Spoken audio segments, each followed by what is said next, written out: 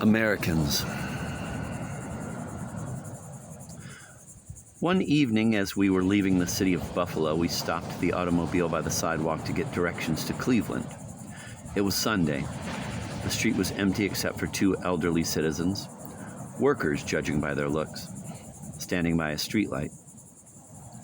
We had just barely begun to roll down the window of the car door, but they had already come rushing over, pushing each other aside to find out what we needed as soon as possible. We asked how to get to Cleveland. They both started talking at the same time. For a little while, you couldn't understand anything, but in the end, one of them seized the initiative, shoved his neighbor aside, and began to explain it himself. "Oh my goodness, the way to Cleveland," he said excitedly. "After all, I was born in Cleveland. If anybody knows the way to Cleveland, it's me. I'd say so. You can count on me for sure. Oh my, yes, the way to Cleveland. Yep, you really got lucky when you ran into me." He was so happy to help us and explained with such fervor where we needed to take a left turn and where a right turn and where we could eat a cheap dinner that his comrade's mouth even started watering. The comrade kept trying to join the conversation, but the Cleveland native didn't let him get a word in edgewise. When we left, he almost cried. He was ready to go all the way to Cleveland with us, just to make sure that we wouldn't get lost on the way. They saw us off with such powerful goodbyes and good nights that we might have been their relatives going off to war. About a week later, in the state of Missouri, we had our first automotive accident. About a week later, in the state of Missouri, we had our first automotive incident. In America, it's called an accident. We almost landed in a ditch. The automobile was tilted at a steep angle, and we carefully climbed out of it, preserving our equilibrium, including the emotional kind, with some difficulty. This is what happened next. The very first car to go by, it was a truck, stopped, and out came a man with a rope in his hands. Without saying a word, he tied one end of the rope to the truck and the other end to our car, and within a minute he had pulled it out onto the road. Figure 23. All the drivers who passed us while this event was taking place stopped and asked whether we needed help. They only kept driving after having ascertained that we didn't need any. Our rescuer wished us a pleasant journey and left. He didn't even want to hear out our thanks. A week after that, in the state of New Mexico, we took on the role of rescuer ourselves. We were returning by a mountain road from the Indian village of the Taos Pueblo tribe. Wet snow was falling. The road had frozen over. Suddenly, we saw a little truck that had flipped over, with a Mexican boy walking around it in utter bewilderment. A few feet away from him, another Mexican in green velvet pants was lying on his back in a pool of blood. He appeared to be dead. Evidently, the accident had just happened, and the surviving boy couldn't even explain intelligibly what had taken place. The one who was lying on the ground opened his eyes and moaned. We found out the sumptuous Spanish name of the village the wounded man came from. We'd have to make a 30-mile detour, and decided to take him home. At that point, some American in a little Ford drove up. The American asked whether we needed any help. We thanked him and explained that we were getting ready to take the wounded man home, which we did. The road was very bad, and 3 hours passed by the time we got to the little Mexican village and handed over the poor Mexican to his relatives. He regained consciousness for a moment and explained everything that had happened to them. The entire village rushed over. They took the fellow into a building. At that point, the American's little Ford rolled up. It turns out he'd driven behind us the whole way. "You see," he said, "I thought that the fellow might die in your car. If you'd brought back a dead body, the Mexicans might have thought that you were the ones who caused the accident. Mexicans are a hot-blooded people, and you would have been in deep trouble. So I thought that maybe I'd better follow you, and in case anything happened, I could be your witness." After that, our act seemed petty and meaningless to us in comparison to his. There are many attractive qualities in the character of the American people. They are excellent workers, jacks of all trades. Our engineers say that working with Americans is pure pleasure. They are precise, but not so much as to be pedantic. They are neat and punctual without being so fussy that other people would start to make fun of them for it. They know how to keep their word, and they trust other people's words. They are always ready to help. They are good comrades and easy to get along with. At the same time, there are a lot of annoyingly childish and primitive traits in the people's character. But the most interesting childlike quality, curiosity, is almost absent among Americans. Americans just aren't curious. This is especially true of young people. We drove 16,000 kilometers on American roads, and almost every day we took into the automobile fellow travelers who were waiting for a break on the side of the road. More often than not, they were young men looking for work. They talked about themselves gladly, even with pleasure. And not a single one of them ever asked who we were, where we were going, or what language we were speaking with each other. Don't think that this was the result of excessive delicacy, quite the contrary. Americans are even a little rude. They simply weren't interested.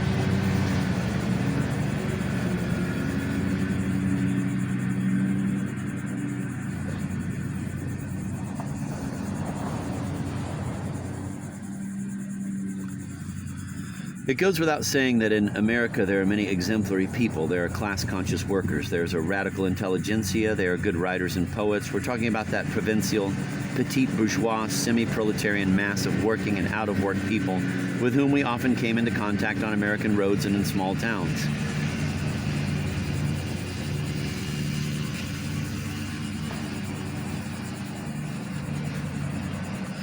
We're talking about the ones who like to settle down somewhere along the street on Sundays and read the paper. The paper, movies, and church. This is the entire spiritual sustenance that capitalism gives the people. Provincial papers are as flat as a pancake. They write almost nothing about what's going on in the world. Just if there's been an earthquake or a train wreck somewhere. They don't write about the theater since there isn't any, not only in the provinces but even in Washington. They publish the same boring pictures of movie stars, boxers, and millionaires. They write about sports, the weather, and the stock market. They write about how Mr. So-and-so hosted a tea, and how Miss So-and-so is getting married to the gentleman Mr. So-and-so.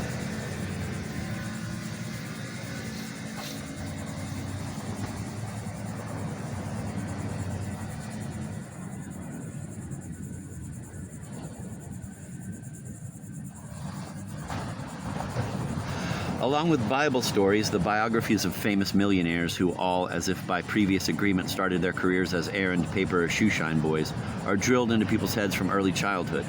It's a simple ideology. Anyone can become a millionaire. All these dizzying careers have been history for a long time.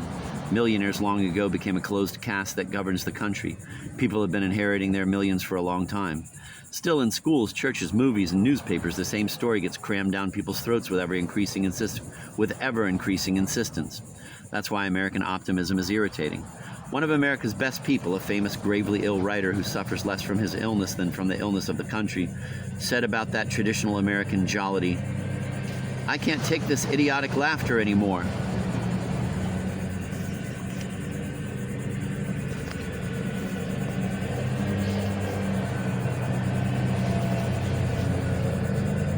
The chapter Americans is a difficult chapter. What we offer for the reader's attention is no more than photographs, just a few photographs, a few characteristics of American life. A New York journalist with his wife, a Peruvian whom he brought out of South America. Behind them is a line to get into the car races, figure 24.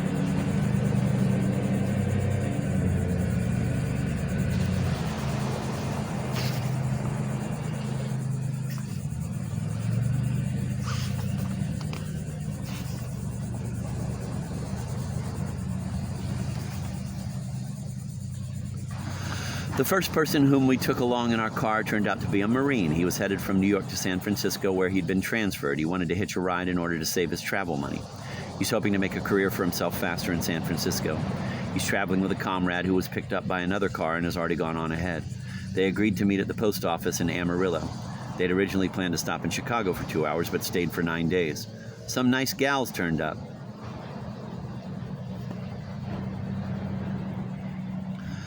Young men at a football game in San Francisco, figure 26. During the game, according to an old habit dating back to the days of Prohibition, spectators take out flasks of whiskey and sip them. This significantly intensifies the impression made by the football game. The retired boxing champion, Mr. Sharkey, figure 27.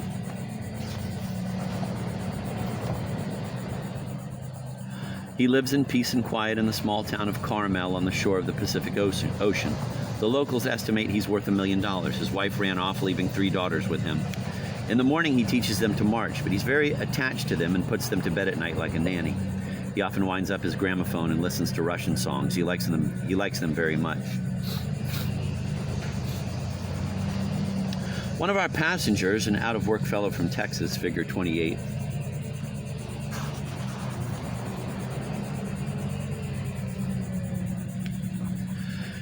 He has a little Indian blood. It's enough to have one drop of Negro blood to ruin a person's entire life. A dash of Indian blood is less destructive.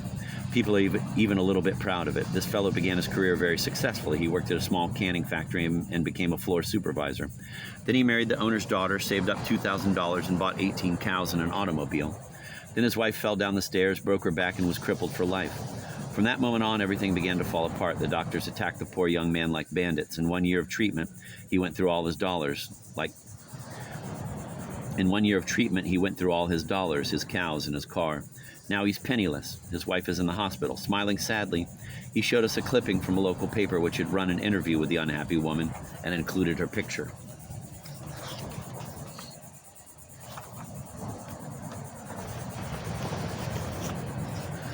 There was a cheerful caption underneath it. She knows that she's paralyzed for life, but she looks to the future with a smile. After all, I have my Roberts, said the poor woman during her talk with our paper's correspondent. We picked Roberts up on the road and took him to Arizona, where he hoped to find temporary work as a fruit packer. And he evidently hoped in vain, because later we picked up a lot of fine young men just like him who were running from unemployment in Arizona to other states.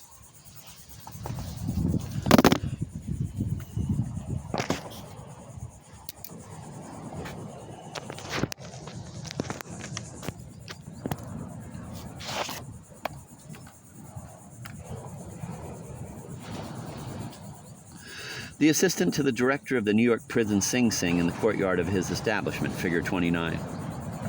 A Mexican from Santa Fe, New Mexico, figure 30. Unemployed men in the city of Flagstaff, Arizona, figure 31. The revolutionary writer Rhys Williams, John Reed's friend and advisor, figure 32.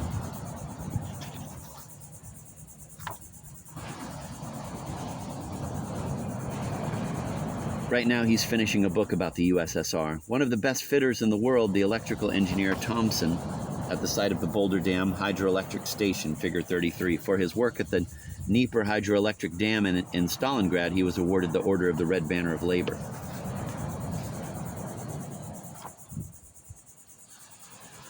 Our friend and traveling companion, the engineer Trone, talking with a jobless man who has been wandering from the Atlantic to the Pacific and back again in search for work over 5 years. He hasn't eaten for several days. He's often mistaken for a hobo, but he's not. He repeated that with annoyance several times. He usually travels in empty freight cars. Sometimes he gets a lift from automobiles going his way. He says that there are a great number of people like him. There are many people with higher educations, doctors and lawyers among that number. He made friends with one of those doctors and they began to wander together. They decided to write a book about people who'd fallen through the cracks of society, about the ones who'd been forgotten. They made notes for a whole year. Not long ago, in the state of Nebraska, the railroad police found them in an empty freight car. They took the manuscript, beat them, and threw them out of the car. No, he is not satisfied with the current structure of society. Something needs to be done. For example, take rich people's wealth away. That's right, take it away, and leave them only $5 million each. Maybe you could leave them just $4 million each, we asked. No, you need to leave them $5 million, he said worriedly. Less than $5 million won't do at all.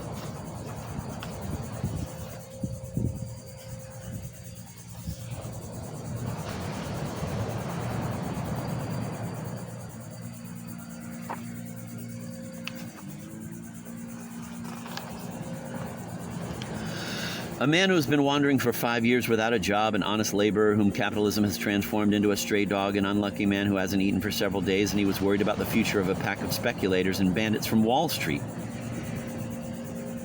Did I say future or furniture?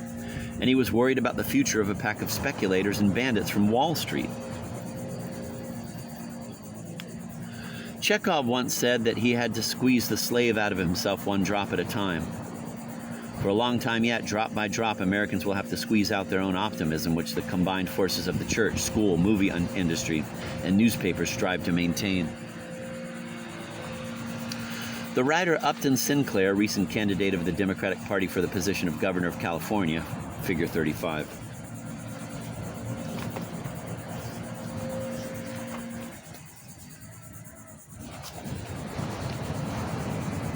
He was defeated. He said, "That's enough of that," and promised to get started writing novels again. This woman subjects the population of the glorious town of Hollywood to slow torture, figure 36. From dawn until dusk, she rings a little bell calling on passersby to donate to the Salvation Army, a hopeless task. Even if this person rang the biggest bell in the Kremlin, the heartless Hollywoodians, busy with their cinematic hack work, wouldn't give a single penny. Los Angeles, jobless men stand in line to get a free dinner to celebrate Christmas in the Salvation Army's dining hall, figure 37. In New York, we saw a flop house where they let the homeless in to sleep on the condition that they first listen to a pastor's entire sermon. You should see with what sleepy disgust people sit through such forced sermons. A little American boy, figure 38. He hasn't started going to school yet, can't read the paper, and is too small to go to the movies. Therefore, he doesn't dream about becoming a millionaire yet. He still just wants to be a cowboy.